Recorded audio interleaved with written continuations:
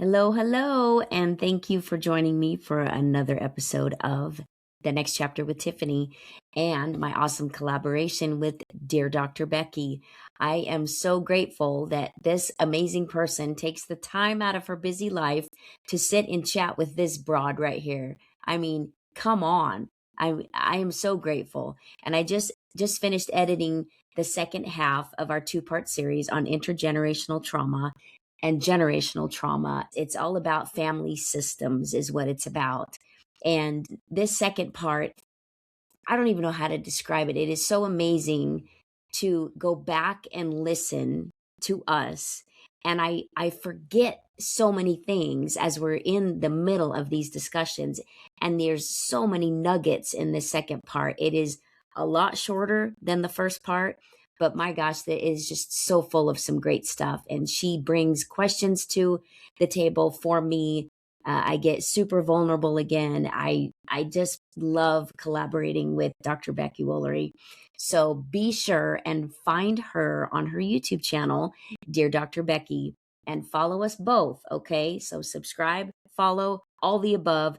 Anywhere you can listen to us, please support our channels because her and I are on a mission to absolutely help as many people as we can out there. We are collaborating on a lot more stuff than just the podcast, and I cannot thank her enough, and you as well, for everything. There's so many great things happening, and I hope you enjoy the second part of this episode on generational trauma. Thank you so much.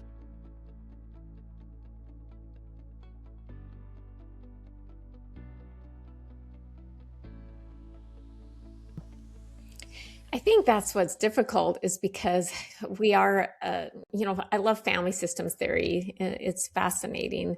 And everything you just described, talked about, frankly, a lot of dysfunction in a family where there was so much violence.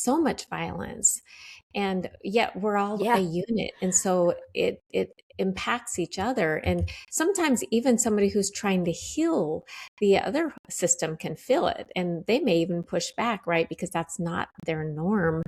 And you have, I think it's important to recognize is just, we all experience different kinds of trauma, right? As I mentioned before. And I just want to point out that trauma doesn't make someone a bad person, a bad parent. It doesn't necessarily mean that they're going to pass it on to their children. I just want to point that out because we'd all do it. We'd all be passing it on, but we do definitely are impacted by it. And if we can somehow recognize it, we can then start to change it, right? And that's important. And trauma can make a person emotionally unavailable, kind of as you mentioned. I mean, that's a common thing. But sometimes their unavailability, frankly, is just a way of handling the stress and coping with the situation because it can be just too much and too overwhelming. And so it is just their way of moving on with life and trying to keep not talking about it. Let's just focus on life and move forward. In some ways, that can be really, really helpful. I've worked with families that did the opposite, who were constantly bringing it up and it had a negative impact. When other ones really found a way to talk about it, but in positive ways, right? So what I'm saying is there's not necessarily a right and a wrong way. We can think if they would have done this differently, then the outcome would have been this over here, right? But we don't know that. We don't know that. Maybe they talked about it all the time, then the outcome might not have necessarily been positive. Talking about it all the time, depending on how you perceive it, depending on how it's portrayed, right? Depending on what emotions would be attached to it, that might not have been healthy either. And I know this because I see that occur. I see somebody who has gone through grief with the loss of a older child, for example. I've just had this thought of a client I worked with not too long ago, and that they're still carrying that in their family and they're bringing it up and talking about it. And the other family is like, no, this is hard. I don't want to remember this all the time. It's just too painful for me. Right. So I think I just like to say there's not necessarily a right way and a wrong way, but there are different ways and different people need different things. more than anything, we oftentimes think if people would have done things differently, we would have good outcomes. I've actually created a term for that because I see it all the time. I called it glamorizing. we glamorize that if things could have been better back then, it would be better now. And it might be, it's true, it may be better, but it might be worse. And we need to recognize that, because then we're being more realistic, right? If we recognize it by maybe talking about it all the time, or whatever the case may not actually have been helpful, we don't know. I've seen families where it wasn't helpful. I've seen families where they found ways to celebrate and enjoy and to, move forward with things like grief specifically. And that's worked wonderful. So we just don't know. So I just kind of want to point that out. I think it's really important to always recognize that everybody who's gone through this, they are survivors, and they're operating with very limited emotional resources. That is just a fact. They are survivors, and they have very limited emotional resources, and they're operating with what they have in the best way that they can. Yeah. But back to kind of that's beautiful. It is true. It is 100% a fact. And acknowledging that can be really helpful, because I think it also helps us to kind of shift sometimes the blame, because the blame can go clear back. I'm not saying it goes to your parents. It can go back to your grandparents and your great grandparents, and we can keep going, right? Because of everything that has happened. Right. Right.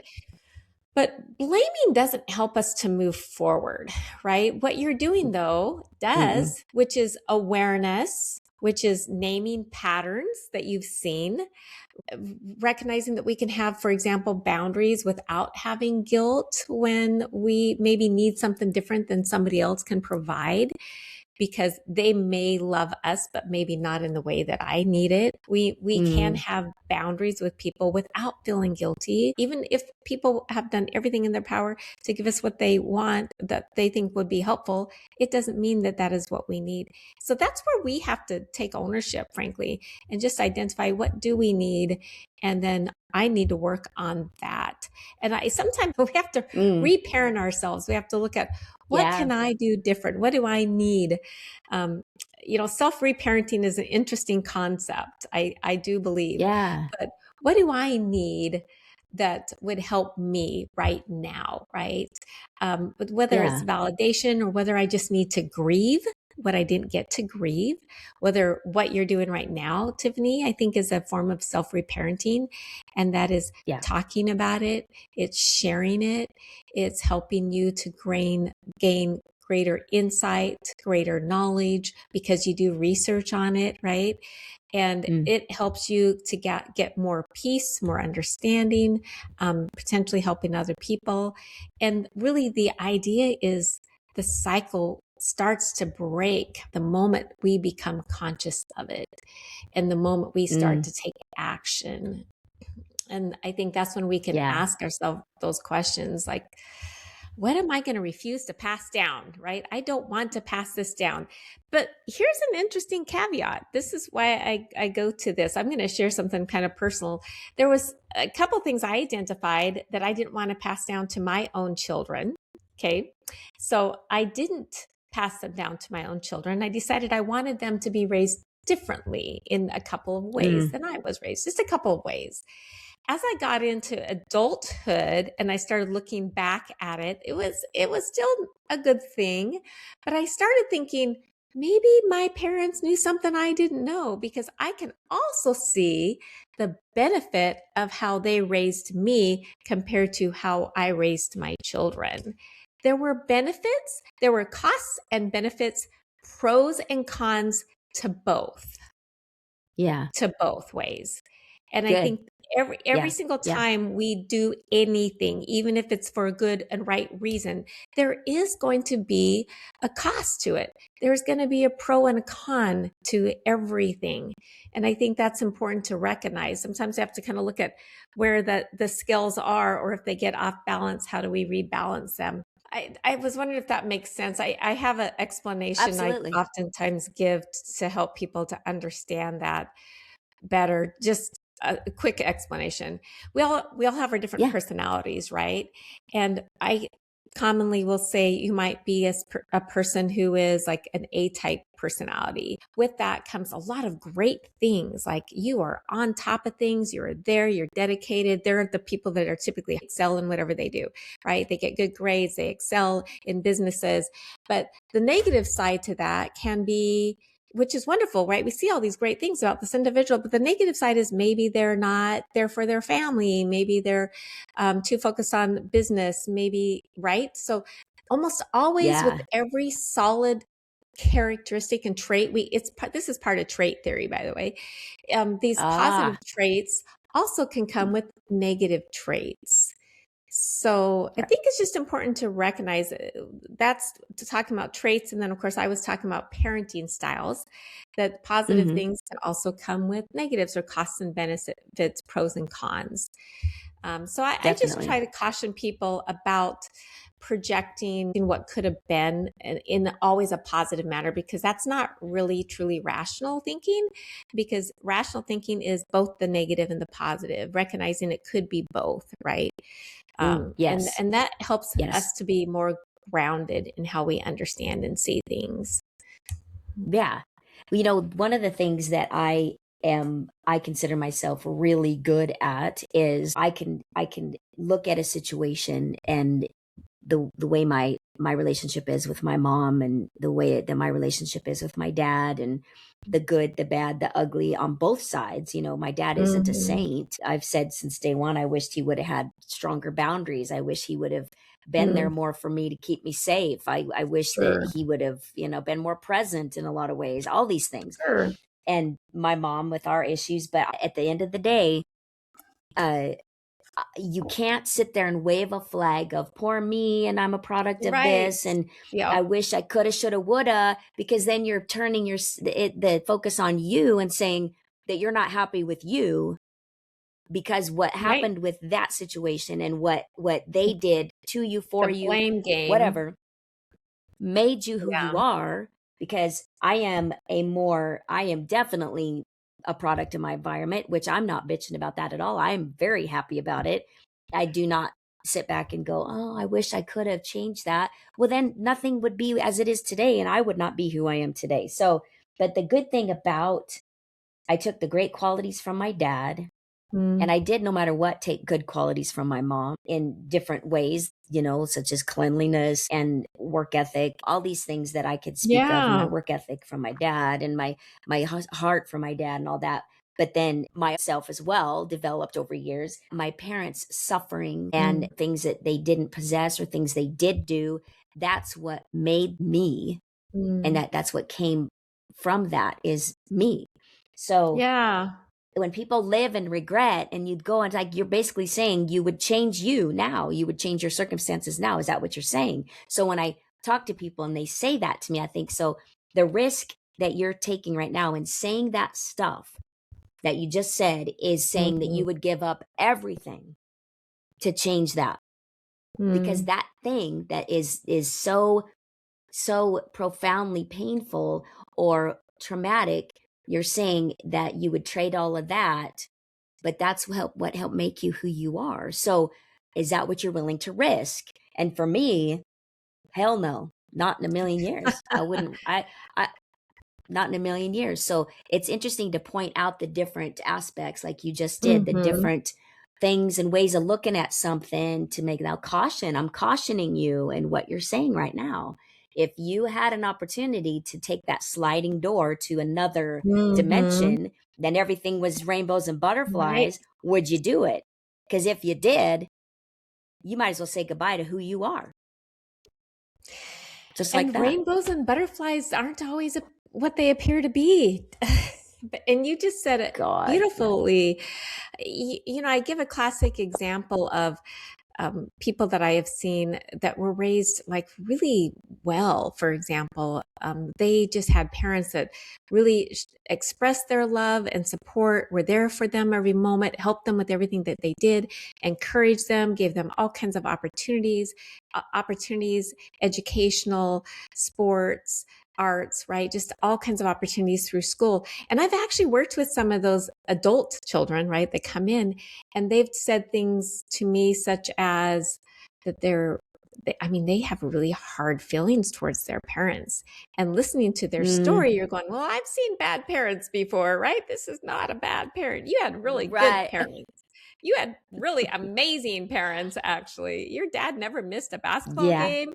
Your dad was at every single choir concert, whatever the case may be, right? Wow. Yeah. But again, so many things can boil down to our perception. Now, there are people that are truly not good parents because they're abusive and they're emotionally, physically abusive, and they're just, horrible during those times, right? I'm not saying that they're always that way and they don't change, but during those times. But this particular individual, and I've worked with several, would have a very different perspective on her parents that sounded amazing, because every single time she finished anything, her parents were always ready to help her get to the next level, right? To her, that meant, I'm not good enough and I'm never going to be good enough. I'm never going to be able to get where you need me to go, and to be able to be as good as you want me to be. That's how she perceived it, even though her parents were really just trying to help her to be all that she can be. So, yeah, interesting. Right? And so in her mind's eye, it was very traumatic because she could never be enough for her parents. And it felt like she just have to just give up because she could never please them. That's how she perceived that situation. So I think that's part of the reason, as you mentioned, that we really can't just blame, because frankly, a lot of it's our own understanding of it and how we perceive it. And the goal isn't to blame. Really, what we're trying to do is we're trying to understand, and we're trying to depersonalize it, right? Not make it that I'm the problem. And also, we really just want to be free from that. I think that's the goal, because then if we can be free from that, it helps us to be able to be the person we want to be, and using everything that we've learned, how we've grown, as you just said it beautifully. I hope the goal for everybody is to be able to just embrace themselves, right? To be happy with who they are. And I want to say who they're becoming, because we're always becoming. But if we can work on becoming, in our mind's eye, a better person, a more compassionate person, a more loving person, maybe a person with greater integrity, whatever it is we need to work on, right? It could be a variety of different things. That really is the ultimate goal in just understanding this intergenerational trauma and birth order. And there's so many things that we've been talking about today. Attachment. We haven't even really gone deep into attachment. That's a whole other concept. Right. All of those things, though, impact who we are. And if we can pull the good things from all of that, like what you just described was beautiful, because you pulled all those good things from it. And then you're like, I embrace this. I'm glad that I have these components and these parts. And these are things I want to change. I want to work on. I don't want to pass on to my children. That is amazing. I mean, that is just the greatest example of healing right there, Tiffany. So I'm really grateful that we got to this place, because that is ideal. What you just described is just to hang on to those wonderful things. Well, not just hang on them, recognize them, appreciate them, right? Enhance them if possible. And then to take those things that maybe weren't as, that you would have liked, like I mentioned, reparenting our own selves, giving ourselves like maybe safety, different types of things, meeting our emotional needs, right? There's a lot of ways we can reparent in ourselves with validation, or frankly, giving ourselves grace and tenderness and safety.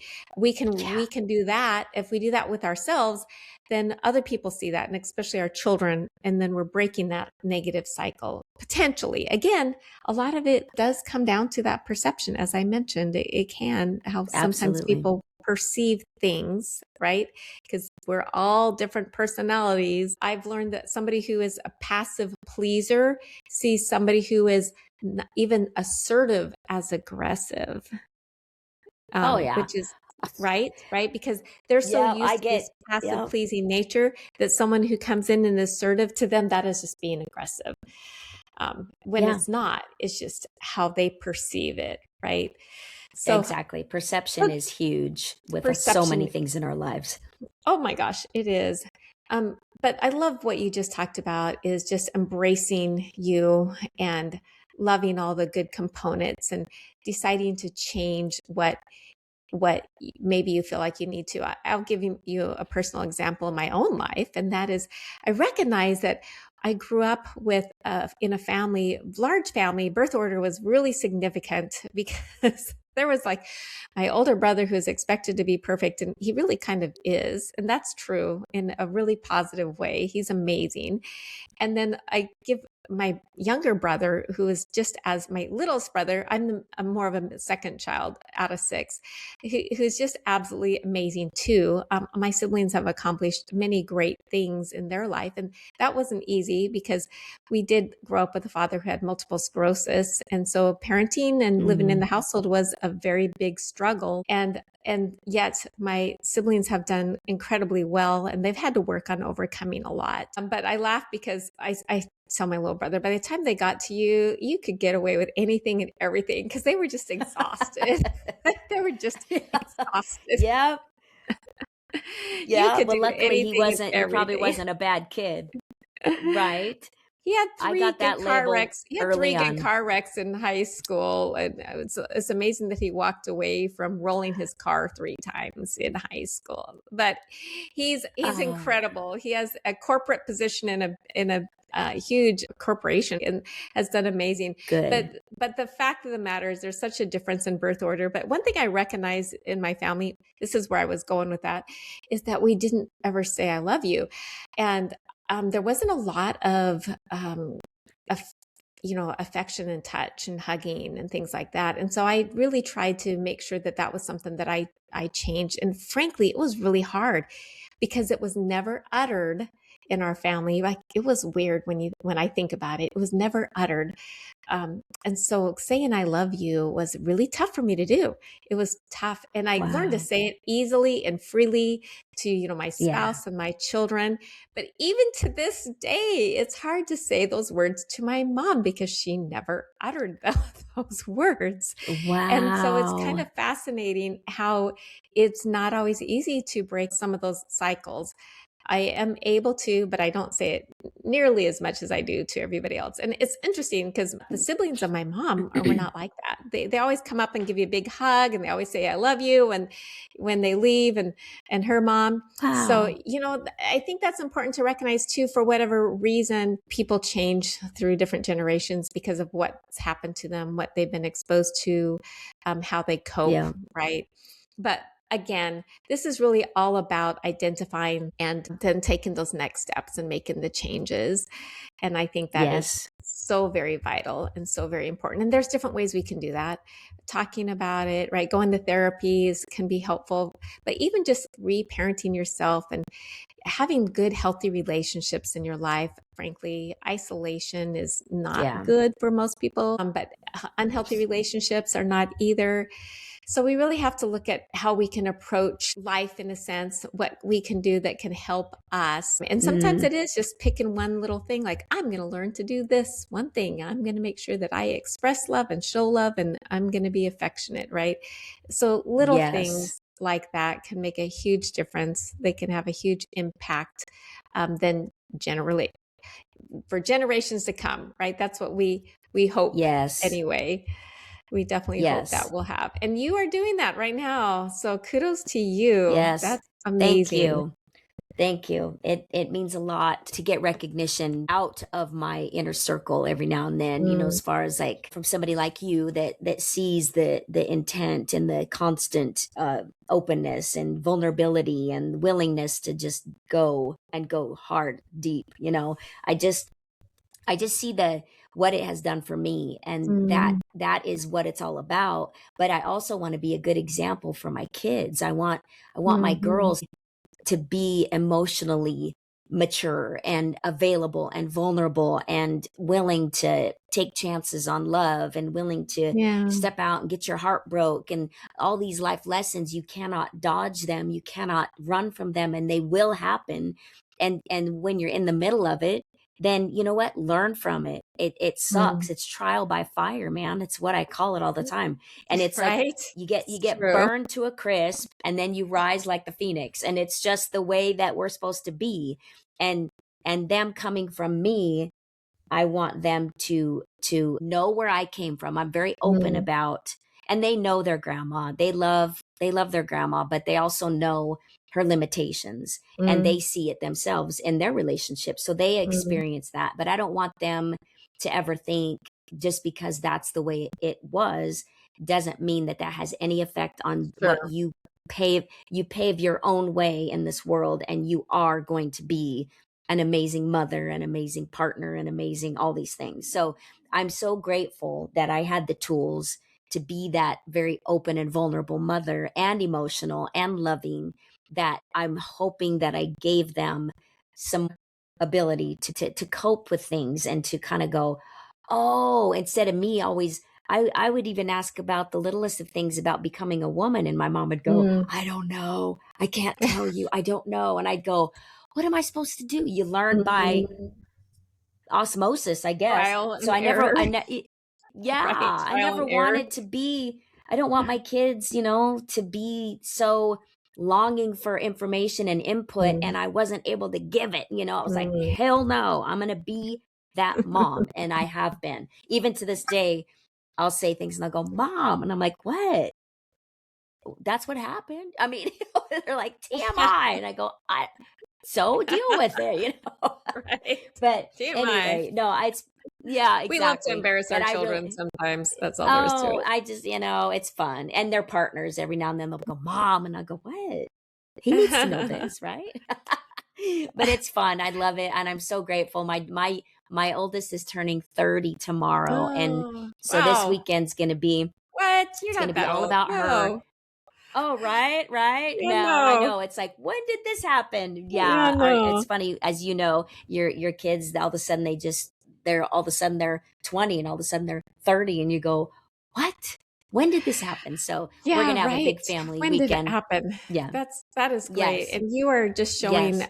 how you have made the difference by breaking that cycle, by breaking those patterns, and making a difference for your children. I think that's really incredible, and I Thank love you. that you're talking about it as adults too, right? Sometimes we think of our children as younger children, but we can still continue to do that through their lifetime. As a matter of fact, we can greatly influence them as adults as much as anything. I Yes. just want to, sorry, I'm going to back up really quick. I just have to add No, this you one can. last little thing. I always knew that my parents loved us, even if they didn't say it. I want to point that out. I love the Oh, five love languages book, because it just helps us to understand that people show love different ways. And so yes. not saying the words doesn't mean that you weren't loved. And I think that's Yeah. so important to talk about, that we can show love so many different ways. And it's really just as equally important that we recognize how others love us, even if we're not loved in the way that we want to be loved. Because if we can just Mm, recognize that they love us so deeply by showing service or taking care of us, or whatever the case may be. They don't have to say, I love you. They don't have to bring you flowers. They don't have to do all those things. It's nice, right? But it doesn't have to be that way. So there's just lots of ways that people can show love, and we need to recognize that. I just see that so oftentimes, Tiffany, I just had to bring it out. I just see it so oftentimes in I'm counseling, and glad they're you like, did. they don't love me. I'm like, well, yes, I've had people that have said that multiple times. They don't love me. My spouse doesn't love me, or my parents don't love me. And they tell me their stories. I'm like, they love you like crazy. Are you kidding? They love you so much, but they're not seeing the way they love them, because it's different than how they feel love. Just because we don't Yeah. necessarily feel it, it doesn't mean that it's not happening. And I like to say that our feelings can lie to us, because they truly can. Our Oh, feelings don't boy, always howdy. tell us the truth. Our feelings can say they don't love me, when in fact they might love you like crazy. They just have a different Right. way of showing it. So I just think I that is love so that. very crucial, especially when we're looking at families and siblings and parents, that recognizing that everybody loves differently. And we need to not Mm, always expect to be loved in the way we want it, but to simply recognize it how we are loved. That can be just more powerful and more fulfilling. Even if I really would love the words, I'd really love the flowers, I'd really love whatever. The most powerful thing is just truly knowing that you are loved. And even right. with your loved with limits, because a lot of times, not that Yes. people necessarily put limits on it, but that's all they are able to give, right? Because Right. of their Right. own emotional limitations. Um, Right. so Tiffany, I just want to ask you, this has been amazing what we've talked about today. And I have seen you do so much work in this area, just everything that you expressed today. What what would you want people to know that are watching this? What do you want them to know and to understand about intergenerational trauma from your own personal experience and what you have learned? You know, for me, I think diving into everything that I have, trying to understand my parents, Mm, trying to understand because I cared and not just sit there and judge and blame. And like you were saying, assume that my right, mom hates me, right. Not assume my assuming. dad is a Hmm. weakling. You know, it'd be Sure. easy to assume mom hates me, dad's weak. It would, Right. and leave it at that. That would be so easy. But I know better because of my curiosity. And I know that they both love me. It was never that. It was, why is this? Why is mom this way? Why is Hmm. dad this way? Diving below that, asking questions, getting answers, because I don't stop till I have sufficient Those answers Gotta that have start those to make sense answers. to me. Yes. And it starts to weave a story that Mm, becomes their book of life and makes mm, me realize that, okay, I know for me, and I can only speak for me, that doing what I did to find those answers helped mm. me understand better why things happened the way they did in my family, which brought us to where we are. And it hurts a little less, Mm. and that's what I want for people, is Okay. to get that understanding, to hurt a little less and not look at it like you were targeted. Maybe Mm, some instances they were, and I can't speak for that. I understand that there's a whole different side to it that is malicious and not kind. I'm talking mm. about my personal situation Okay. where there wasn't malicious, hateful, awful targeting of my parents towards me at all. It Mm, was understanding why things happened the way they mm, did, and why decisions weren't made, why boundaries weren't laid out, why things happened. And I needed that for me because the last three and okay. a half years have been extremely difficult. I needed to understand why things were the way they were, why they are the way they are, and what I can do about it to help me Mm, better my life, better understand the estrangement that had to happen. mm. That's, I don't know if that answers what you were You know, asking. that was great. What I really heard you say is the purpose and the reason to explore intergenerational trauma is, in order to get those answers, to understand the whys, because then that helps you to make sense of the present, right? And therefore, then you Yes. can move forward. As I mentioned earlier, we don't always have to understand the whys to be able to move forward, but it definitely helps. And tell me specifically how it helps you to move forward and what you have found in your own life. What has it You did mention kind of a sense of what I thought as healing and peace, but I'm just curious about what you've noticed, this going down this little pathway on your journey, how it's helped you at this point. Again, for me, it's been knowing that I